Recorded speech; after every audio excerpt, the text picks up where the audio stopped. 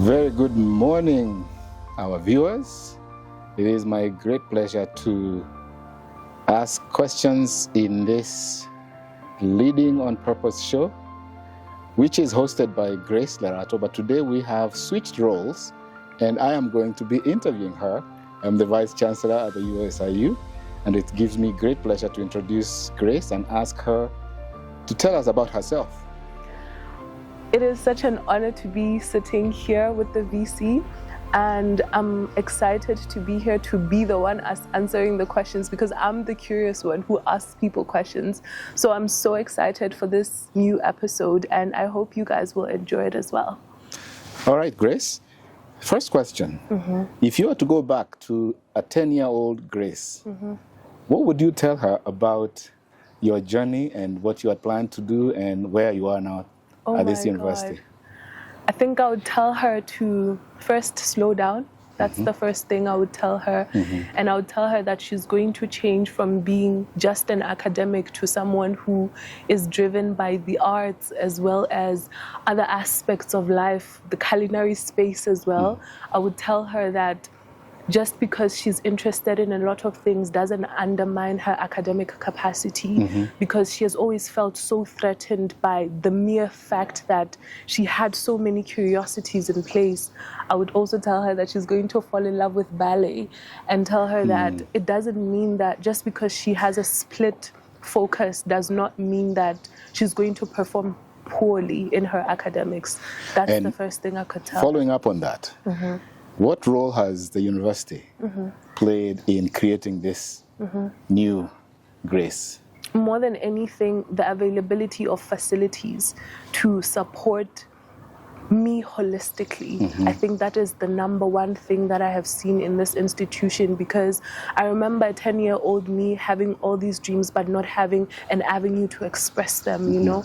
And it always made me feel so limited, because I felt like I was not being fully myself. You know, when you're overperforming in one space, and that for me was academia, I found myself feeling like now I'm just an object. But then I came to USIU and realized that there's a place for people who have multiple interests. Now, I'm not just doing ballet, I'm doing taekwondo as well. And I feel so empowered, because this university has given me an opportunity to be an academic, a very strong academic at that. But at the same time, there's an outlet for me to pour out these other aspects of who I am.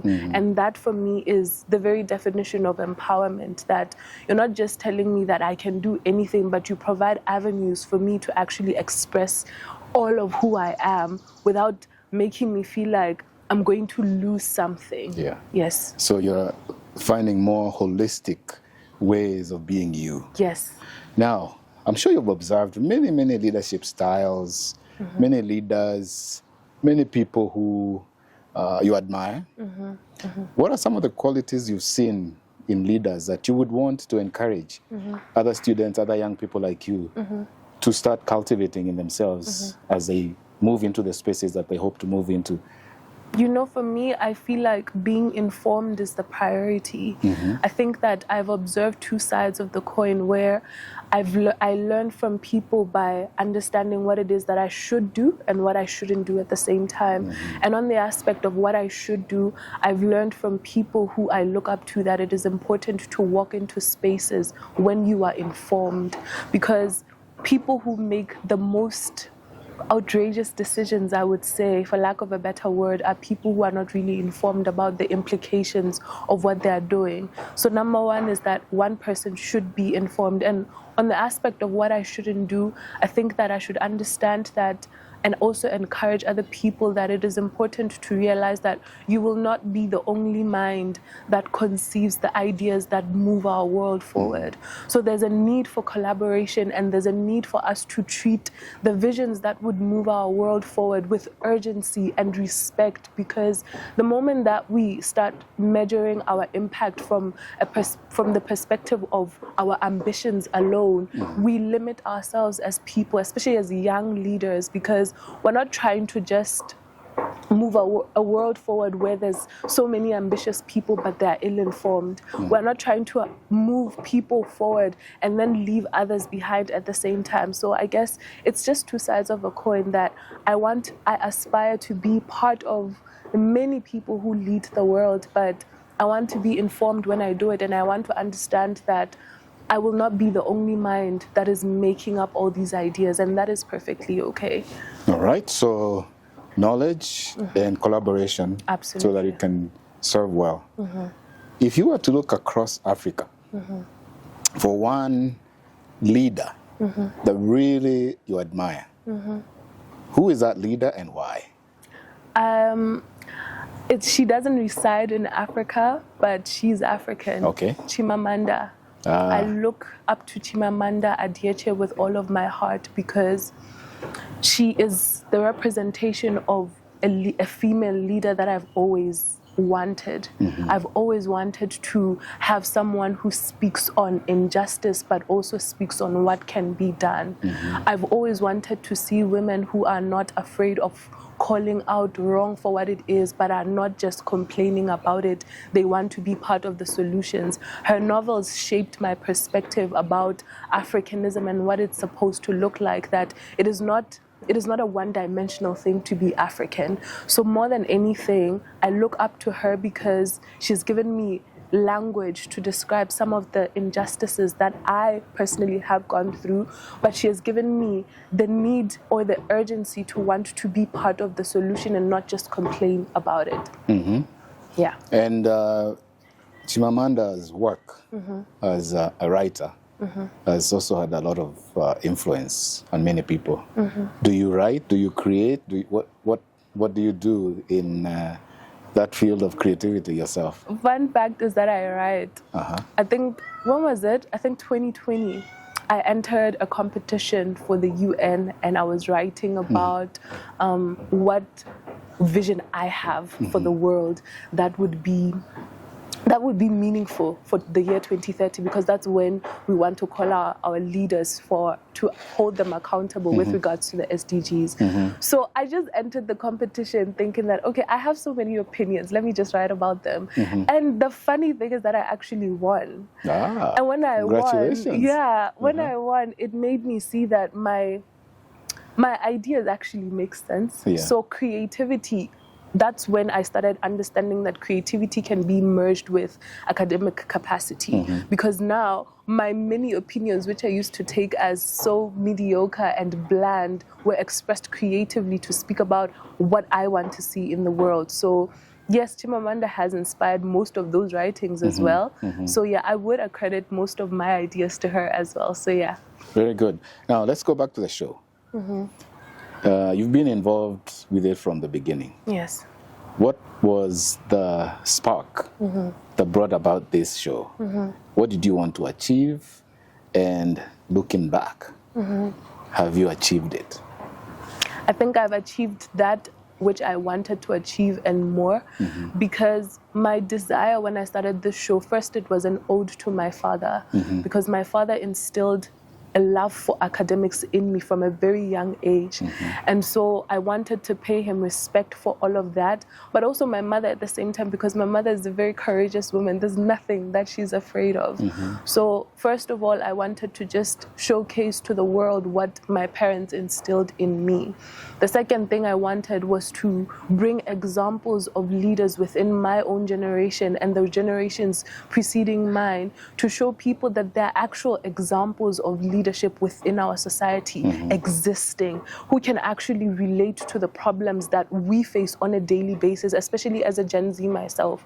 So I'm someone who's not very ready to take up a restrictive leadership role, because I believe, like I said before, I need to be informed before I go into such leadership roles. So when I started this show, I wanted to give other people access to the examples of leaders existing within the USIU community.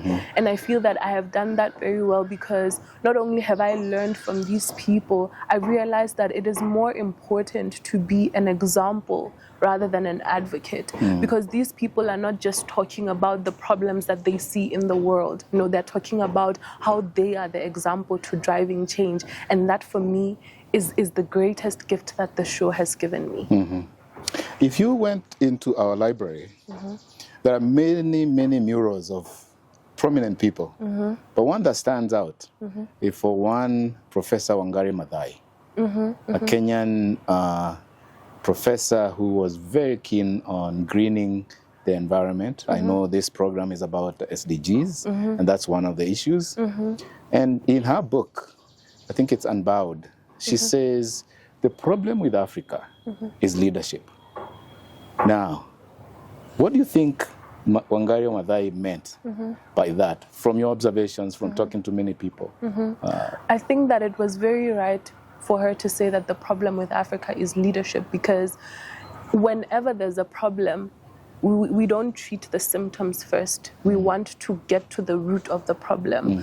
Some time ago, I had a toothache, and instead of my tooth hurting, it was my ear, which was hurting. So when I went to the doctor talked about, this is a toothache. Now, connecting that to what she said, I want to believe that the problem in Africa is indeed leadership, because we do not hold them accountable enough, and we do not see through some of the promises that they make to us. So it's very difficult for us to gauge the impact that they say that they're capable of making. So there are very many loopholes in the styles of leadership within the African context, not necessarily because something is wrong with the people themselves, but as I said before, I believe in being an informed leader. So what I think she meant by that is that there are very few structures of accountability. There's very few ways of gauging the extent of impact which is present in manifestos that people present to us. And most importantly, there's a lack of humanity in the manner in which we are led as Africans, because we find ambition overriding the needs of the people in the first place. So that, for me, is what she meant by that. All right, connect that now to the recent challenges that Gen Zs were presenting to us. How do you see that connection between what Wangari and your information about accountability and information and collaboration make the connection, so that it's not just Wangari, it is now in 2024? What she said is timeless. That goes without saying. It's very applicable to these very protests that we saw, because for me, I feel like the problem that Gen Zs were complaining about and were even protesting about was not necessarily just the problems that they could see. It's very easy for us to think that what we are protesting about or complaining about is all there is to the story. But they too knew that there's something missing. There's a disconnect between what we were promised and what we are seeing. So for me, I feel like it is less about what they were fighting about, but why they were fighting in the first place, because we have an expectation from a leader. We expect them to behave a certain way. We expect them to be responsive at the same time. So the connection between that and what Wangari Maathai said, for me, it's about the fact that there are too many vague aspects to the leadership that people were seeing versus the results of it.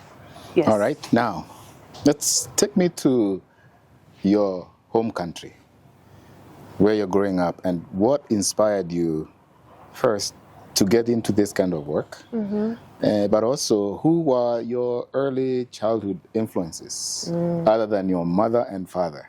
Okay. You've already talked about those. Okay. Yes. That's a very tough one, because I'm going to have to eliminate other people so that we narrow it down. But I think what inspired the work that I do is that I've always been privileged to be surrounded by people who speak life into my life, in the sense that I was a very shy child, still am to a certain extent. I was very shy and guarded. But then I had people who politely bullied me into speaking up, because in my private spaces I had all these opinions. And then I remember a teacher in high school telling me that you're going to debate for the school. Her name is Mrs. Mabote. I really hope she sees this. And she told me, you're going to debate. Aside from that, I had a bigger sister, an older sister. Her name is Bonolo Nalana, and I will always credit her for the fact that she's the one who forced me to speak up in the first place, because the first time I got on stage to speak in front of a crowd of people, Bonolo had said, you're going to do it whether you like it or not, otherwise we're not friends anymore. So I'm not someone who was very exposed to many things, like I said earlier on, but I think that the fact that I had people around me who told me that you can do it, and they actually forced me to do it, it built this person that I am. Now, to the second part of your question, what inspired the work that I do, I always had a knack for what is right and what is wrong. And when I was younger, I didn't know how to approach calling out what is wrong, because when you're younger, you're still just, it's the emotion that is speaking. It's not the maturity. And then when I got to the IB program, I realized that in order to effect sustainable change, I have to be cautious of how I approach wrong, because it's not about affirming the right anymore. It's now about calling out the wrong in a manner that is meaningful and sustainable, so that the solution is not clouded by my anger or my arrogance or anything like that. So the IB program also inspired the work that I do today, because it taught me that approaching wrong is not just about calling it for what it is.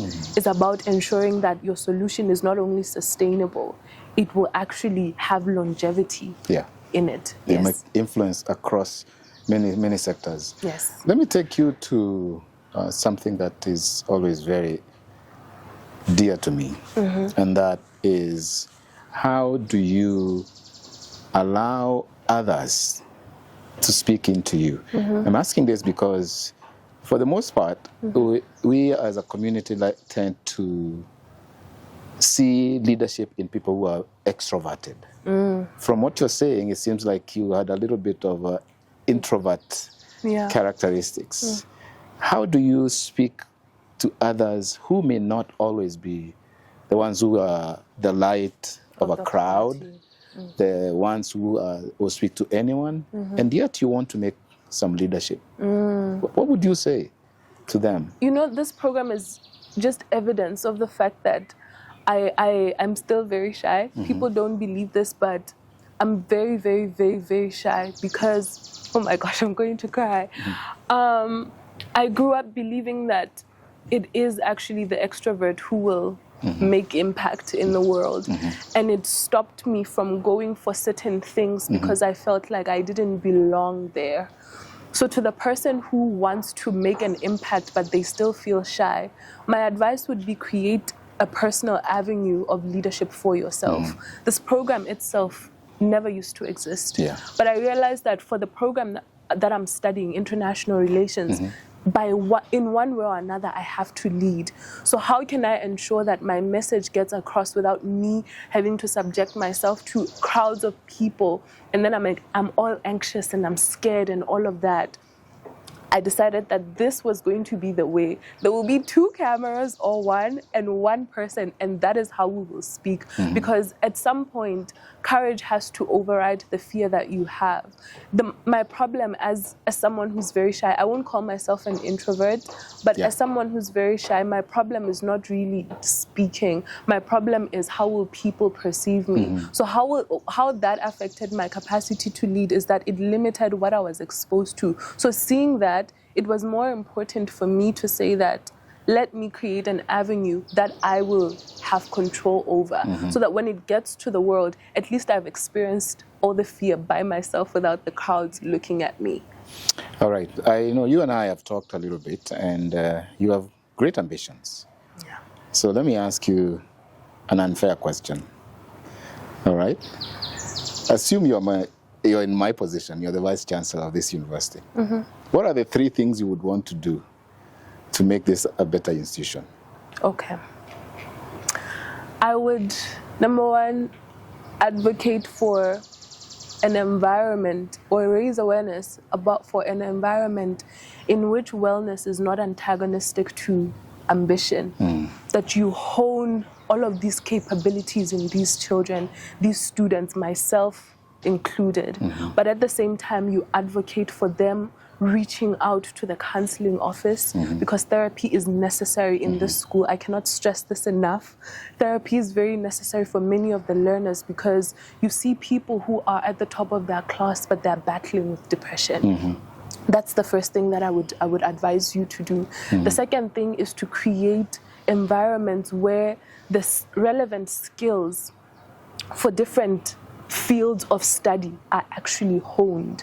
Because it's very easy to think that you're instilling leadership qualities in different people, but the way a pharmacy student would lead is not the same way that I would lead as an international relations student. So making the curriculum to be focused on the skills that I would actually need as an international relations student and ensuring that the very same thing is curated for someone who's studying film or journalism. That's the second piece of advice. And then the final piece of advice is to have a more humanistic approach to leadership because I think it's very easy to forget that you're leading people when there's an urgent matter that needs to be attended to. So let there be a little bit of grace.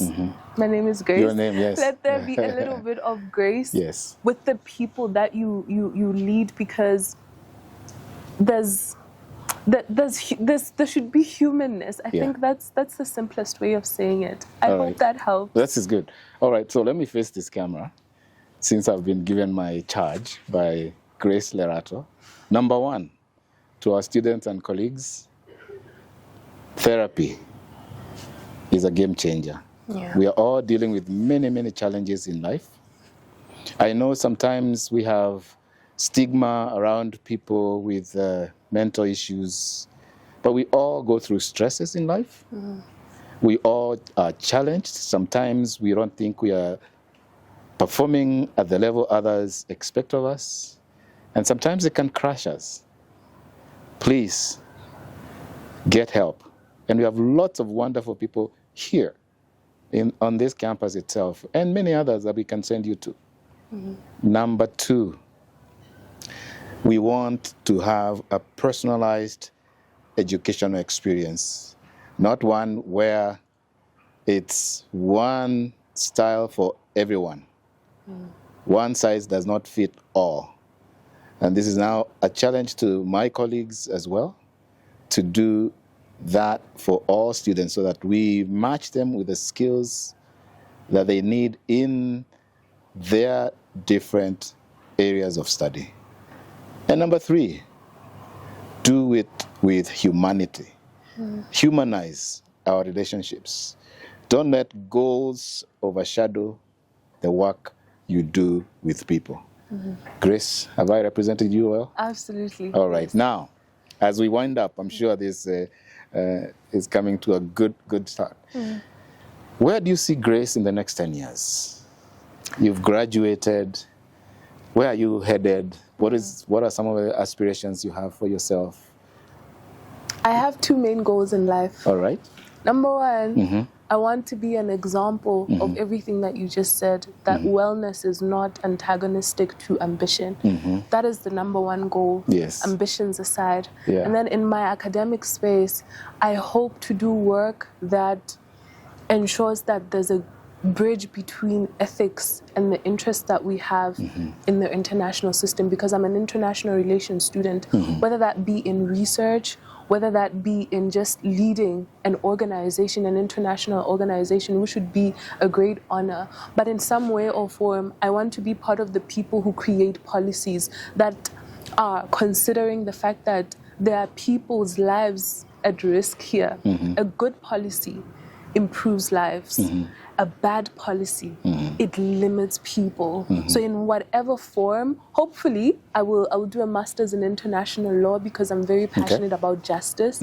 But at the same time, I just hope that the work that I do is fair and it makes the world a better place, because like I said in our previous interview, there seems to be a steering away from the belief that academia can actually change the world. Yes. I want to be an example that it actually can, by bringing people together, using the concepts that I learn in class to make sure that people's lives are actually improved. So in whatever capacity that will happen, I really, really hope that my work is meaningful and it is reflective of the forefathers of international law. Yeah. All right. Now, we're talking about leadership here. And you come from a community that is very keen on traditional forms of leadership as well. What are some of the key takeaways from African traditional leadership that we can apply to this tech-based world of today? Yes. You're taking me back to a class I had in African philosophy. I think it was in the spring semester. And I asked a question quite similar to yours, that why is it that the philosophies, African philosophies, do not seem to fit in today's world? Why have we steered away from things like Ubuntu and everything? And the simple answer that my professor gave me, he said it's about an unwillingness and not inability. And I would like to echo his words that some of the things that should be applied in the 21st century, where we are a technologically driven society, we should think about going back to integrate the ideologies that made our forefathers better people. Ideology, it's not even an ideology, it's a philosophy actually.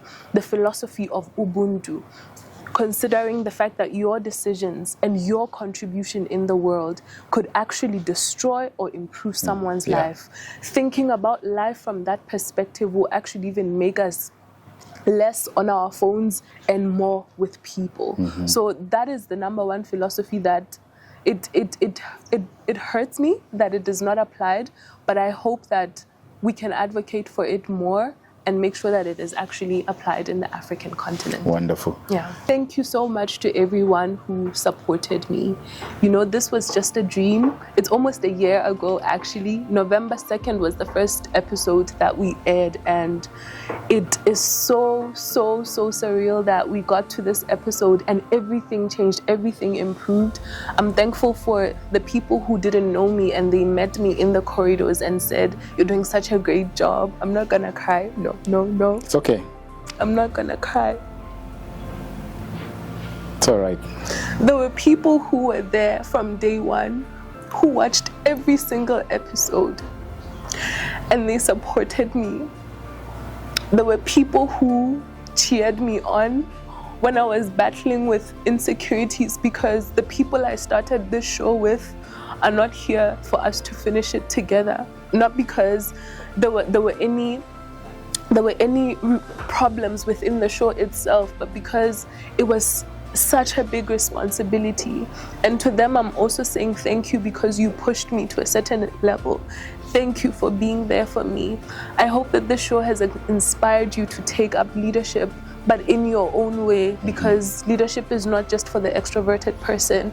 Even us people who are shy, I identify as shy, not introverted, we're still able to make it. I wish everyone all of the best, and I hope that you will take up your life with more urgency and understand that it's great to have a good time, but you should also contribute in one way or another in the world. And that is a wrap.